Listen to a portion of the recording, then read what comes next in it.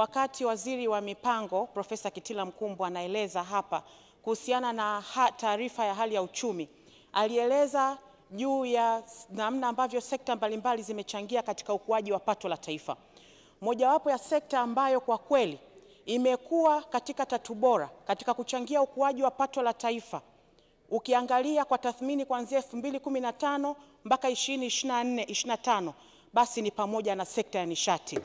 Sekta hii ilitoka 5.8% mwaka 2015 na sasa hivi tunazungumzia 14.4%.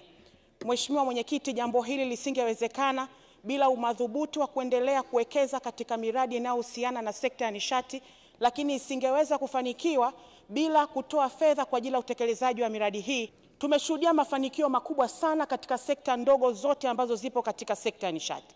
Mheshimiwa Mwenyekiti, Wizara ya Nishati ama sekta ya nishati ina sekta takriban 4, na mojawapo ni sekta ya mafuta pamoja na gesi asilia.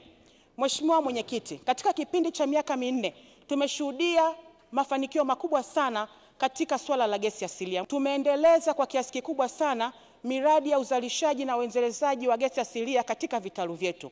Katika kitalu chetu cha Mnazi Bay tumeweza kuzalisha takriban futi za ujazo bilioni 25.51 kwa kipindi cha miaka 4, lakini tumefanya hivyo katika kitalu chetu cha Songosongo, lakini vile vile kwa mwaka jana tumesaini mikataba katika kitalu chetu cha Ruvuma Ntoria, na sasa hivi tupo katika hatua za awali katika kuzalisha na kuendeleza.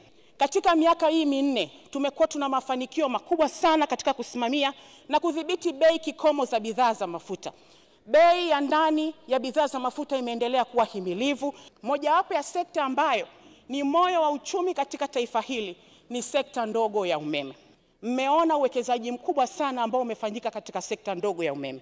Hapo ulikuwa ukija kuanzia mwaka 2021 mpaka mwaka 2025. Mwaka 2021 uwezo wa kuzalisha mitambo ulikuwa takriban 1600. Lakini leo hii tumeenda mara 2. Tunazungumzia uwezo wa kuzalisha umeme takriban megawati 4000. Ni uwekezaji mkubwa sana ambao haujawahi kufanyika tangia taifa hili lipate uhuru. Ipo miradi ya uzalishaji, lakini ipo miradi ya usafirishaji pamoja na miradi ya usambazaji. Tulikuwa tuna kilomita za usafirishaji takriban 6000 ilipofika 2021, lakini mpaka sasa hivi tumeongeza kufikia kilomita takriban 8000. Lakini usambazaji tulikuwa tupo katika kilomita takriban 144, lakini leo tunazungumzia kilomita takriban 200,000. Tumeongeza matumizi takriban megawati 700 kutokea 2021 mpaka 2025. Hiyo ni alert kwamba inatupasa kuendelea kuwekeza zaidi katika miradi ya umeme. Na ndicho ambacho serikali ya awamu ya 6 inafanya.